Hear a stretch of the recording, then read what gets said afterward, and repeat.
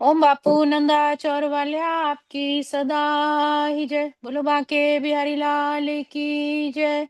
श्री कृष्ण गोविंद हरे मुरारे, हे नाथ नारायण वासुदेवा।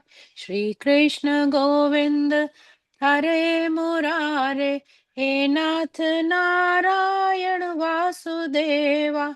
पित मात स्वामी सखा हमारे, हे नाथ नारायण वासुदेवा। श्री कृष्ण गोविंद हरे मुरारे, हे नाथ नारायण वासुदेवा।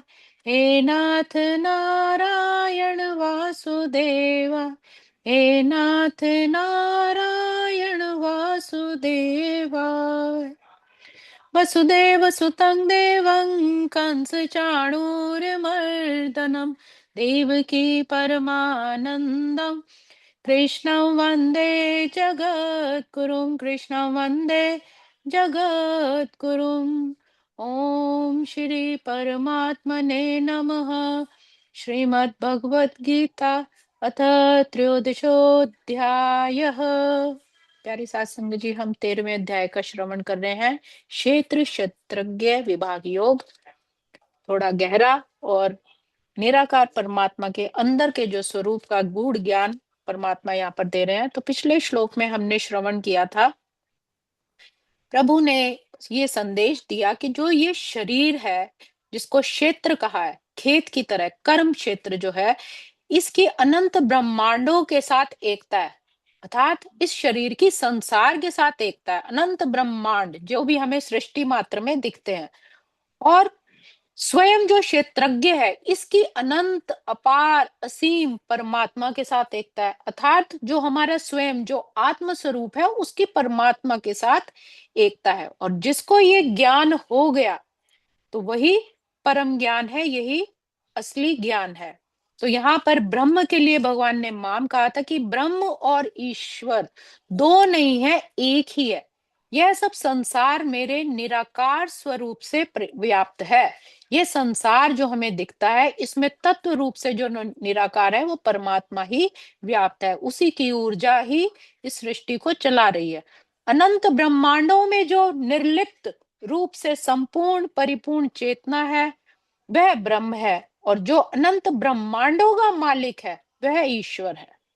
तो जो चेतना स्वरूप है निर्लिप्त रूप से, और अनेक ब्रह्मांडों का जो मालिक है, वो ही ईश्वर है। अब इसी संदर्भ में आगे प्रभु थोड़े गहरे श्लोक हैं, तो समझने का प्रयास करते हैं। यत् क्षेत्रम यच्च यादृक् च यदि यद्विकारी यतश्च यत् स च यो यत् प्रभावश्च तत्समासेन मे शृणु। थोड़े मुश्किल भी है ये श्लोक। यच्च यादृक् च यद्विकारी च यही इसमें आ रहे हैं। तो इसमें प्रभु कह रहे हैं कि कर्म क्षेत्र तथा कर्म क्षेत्र के ज्ञाता, कर्म क्षेत्र अर्थात हमारा ये शरीर जिसके द्वारा हम कर्म करते हैं, और कर्म क्षेत्र का ज्ञाता क्षेत्रज्ञ की स्वाभाविक स्थिति को बताते हुए कहते हैं कि मनुष्य को ये जानना होता है। ये जानना उसके लिए आवश्यक है कि ये शरीर किस प्रकार बना हुआ है, हमारा शरीर कैसे बना है, किन पदार्थों से बना है, ये किसके नियंत्रण में कार्यशील है, इसमें किस प्रकार परिवर्तन होते हैं, अर्थात बुढ़ापा, बचपन, जवानी, कैसे परिवर्तन होते हैं, ये परिवर्तन कहाँ से आते हैं, और वे कारण कौन से हैं जिसके कारण ये परिवर्तन आते हैं। आत्मा का चरम लक्ष्य क्या है, तथा आत्मा का वास्तविक स्वरूप क्या है। मनुष्य को आत्मा तथा परमात्मा, उनके विभिन्न प्रभावों, उनकी शक्तियों आदि के अंतर को भी जानना चाहिए। ये प्रभु इस श्लोक में संदेश दे रहे हैं, ये उपदेश दे रहे हैं कि ये हर मनुष्य को जानना है। तो अपने स्वरूप को जानना क्यों आवश्यक है? क्योंकि जब तक अपने स्वरूप को, अपने स्वयं को नहीं जानेंगे, बाकी दुनिया का जितना भी सांसारिक ज्ञान है वो सब व्यर्थ है। इसीलिए स्वयं को जानना, भगवान कहते हैं, सबसे पहले वही सबसे ज्यादा आवश्यक है। अगला श्लोक। ऋषिभिर्बहुधा गीतं छन्दोभिर्विविधैः पृथक् ब्रह्मसूत्रपदश्चैव हेतुमद् विविर्निश्चितः। अब इसमें कह रहे हैं कि विभिन्न वैदिक वैदिक ग्रंथों में विभिन्न ऋषियों ने कार्यकलापों के क्षेत्र और उन कार्यकलापों के ज्ञाता के ज्ञान का वर्णन किया है। इसे विशेष रूप से वेदांत सूत्र के कार्य कारण के समस्त तर्क समेत प्रस्तुत किया गया है।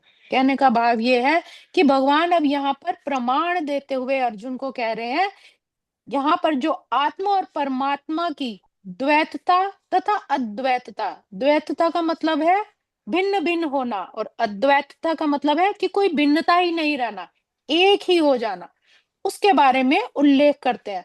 और भगवान प्रमाण देते हैं, हालांकि भगवान कृष्ण सर्वोच्च प्रमाण है, जो स्वयं परमात्मा, उसको किसी को प्रूफ देने की जरूरत नहीं है। लेकिन भगवान कृष्ण यहाँ पर अर्जुन को संदेश देते हुए कह रहे हैं कि मैं तुम्हें इसका प्रमाण, मतलब जो हमारे ऋषि मुनि हुए हैं उनके प्रमाण देकर उन्होंने क्या उल्लेख किया है। तो सर्वप्रथम वे कहते हैं कि विभिन्न ऋषियों के मतानुसार, कि जो प्राचीन ऋषि हुए हैं उन्होंने क्या कहा है कि जहां तक ऋषियों का संबंध है, श्री कृष्ण के अतिरिक्त वासुदेव जो वेदांत सूत्र के रचयिता हैं, महान ऋषि हैं और वेदांत सूत्रों में द्वैत की भली भांति व्याख्या की है। उनका कहने का भाव है कि जो जो भी आदि पूर्व जो आचार्य बड़े बड़े संत महापुरुष हुए हैं उन्होंने बहुत अलग अलग विधियों से इस क्षेत्रज्ञ के बारे में बताया है और तर्क सहित बताया है, जिसमें वेद व्यास जी हुए और वेदांत सूत्र में द्वैत की भली भांति व्याख्या की है उन्हें। तो व्यास जी देव जी के जो पिता पराशर जी हैं वो भी बहुत बड़े महर्षि थे। उन्होंने भी धर्म के संबंध में कई ग्रंथ लिखे कि तुम, मैं तथा अन्य सारे जीव अर्थात हम सभी दिव्य हैं। अलग अलग संतों ने अपने अपनी परिभाषा के अनुसार इसी शरीर का, आत्मा का, शरीर और शरीरी का, देह का और देही का, इसका वर्णन किया है। तो जो व्यास जी के पिताजी हुए हैं पराशर जी, उन्होंने भी इसी चीज को बहुत पहले प्रस्तुत किया था। वो कहते हैं कि भले ही हम सब अलग अलग भौतिक शरीर है लेकिन हम सब दिव्य हैं। क्यों दिव्य है? क्योंकि हम उसी मालिक का अंश है। हम अपने अपने कर्मों के कारण प्रकृति के तीनों गुणों के वशीभूत होकर पतित हो गए हैं। एक प्रकृति हम बाहर देखते हैं और एक प्रकृति हमारे अंदर भी है। अंदर भी एक मनुष्य का अपना एक निजी सत्ता है, उसका एक स्वभाव होता है। तो एक प्रकृति बाहर है और एक मूल प्रकृति अंदर है। तो वो कहते हैं कि हम उस प्रकृति के वशीभूत, जब वो चीजें हावी हो जाती है तो हम पतित हो जाते हैं। जो हमारी एक आत्मा है वो अवगुणों के कारण ढक जाती है। फलतः कुछ लोग उच्चतर धरातल पर है और कुछ निम्नतर धरातल पर है। तो पतित हो गए, कोई तो अच्छी योनि में जन्म ले लेते हैं, कुछ निम्न योनि में चले जाते हैं। ये उच्चतर तथा निम्नतर धरातल अज्ञान के कारण है। ये ऐसा क्यों हुआ? हम आए तो उसी मालिक की से ही, एक ज्योत उसी के ही अंश है, लेकिन जो प्रकृति के कारण जो है, अज्ञानता के कारण ये उनमें उच्चतर और निम्नतर धरातल आ गया और अनंत जीवों के रूप में प्रकट हो गए। जिसके जैसे कर्म हुए, जैसा स्वभाव हुआ, वो उसी योनि में चला गया। इसीलिए अनंत जीव दिखते हैं। किसी का स्वभाव कैसा है, किसी का स्वभाव कैसा है। लेकिन आत्मा जो परमात्मा है वो अच्युत है और तीनों गुणों से अदूषित और दिव्य है। जो परमपिता परमात्मा है उनके ऊपर किसी भी गुण का, किसी भी प्रकृति का प्रभाव नहीं पड़ता। वो तो प्योर अविनाशी है, प्योर सोल है, अविनाशी है। वो कभी भी दूषित नहीं होती, पतित नहीं होती, वो दिव्य है। तो इस प्रकार मूल वेदों में भी आत्मा परमात्मा तथा शरीर में अंतर बताया गया। अनेक महर्षियों ने इसकी व्याख्या की, जिसमें पराशर प्रमुख हैं। छंदों में भी इसकी व्याख्या की गई, प्रकृति, जीव तथा भगवान के विषय में। तो भगवान कह रहे हैं कि इनका विशेष जो है वेदांत सूत्र, ब्रह्म सूत्र में भी इसकी व्याख्या की गई, लेकिन मैं तुम्हें इसको हेतु मध्य अर्थात मैं तुम्हें ये संक्षेप में समझाता हूँ, क्योंकि बड़े बड़े ऋषियों ने अपने स्वभाव से बहुत लंबी व्याख्या दी है, लेकिन मैं तुम्हें ये संक्षेप में समझाता हूँ। तो सबसे पहले भगवान इसमें थोड़ा सा ये देते हैं कि जो इदम शरीर का है, ये शरीर, इसके 3 प्रकार बताए हैं: स्थूल शरीर, सूक्ष्म शरीर और कारण शरीर। स्थूल जो हमारे हम शीशे में देखते हैं, जो हमें अपने हाथ पैर मुंह दिखता है, ये हमारा स्थूल शरीर है, जिसे अन्नमय शरीर भी कहते हैं।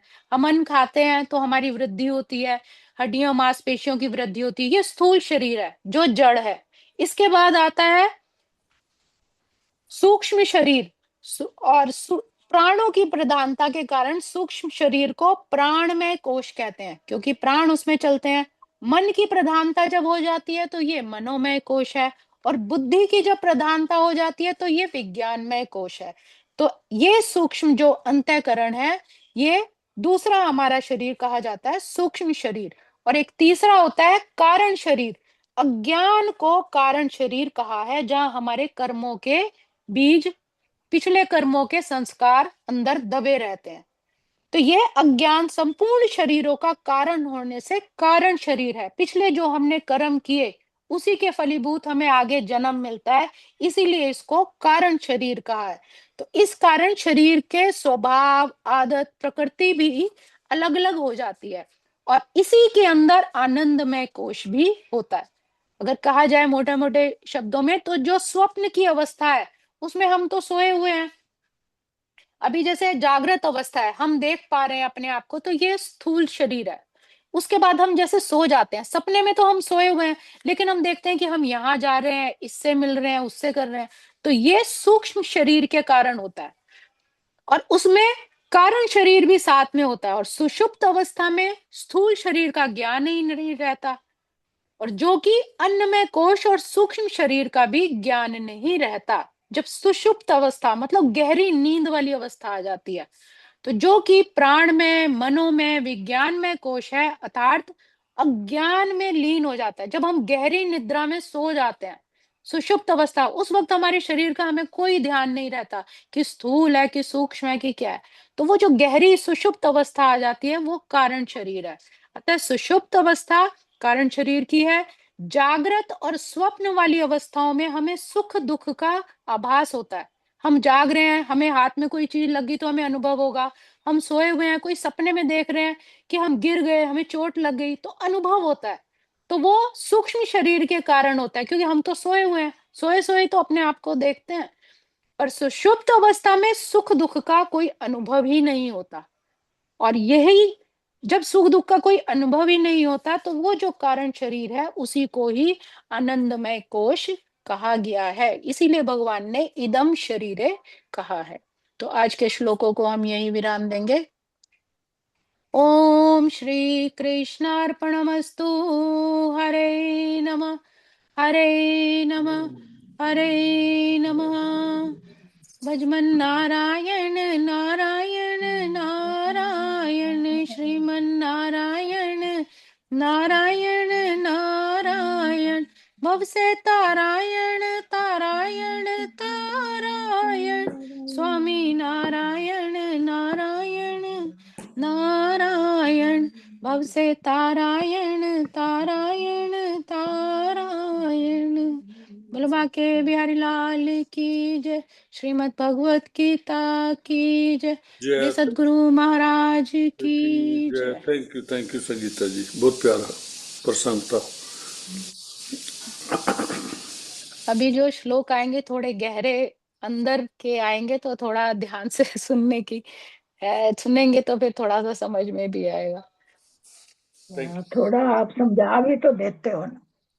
हाँ जी, मैं कोशिश कर लेती हूँ मासी जी की सबको समझ में आ जाए, जो पढ़ रहे हैं। बहुत बढ़िया, बहुत बढ़िया, बहुत बढ़िया, बहुत क्योंकि धन्यवाद 1-2 आपका। बार में नहीं समझ में आते ये चीजें ना। धन्यवाद जी। ठीक है, बहुत बहुत धन्यवाद आपका, बहुत अच्छा। धन्यवाद मासी जी, आशीर्वाद आपका।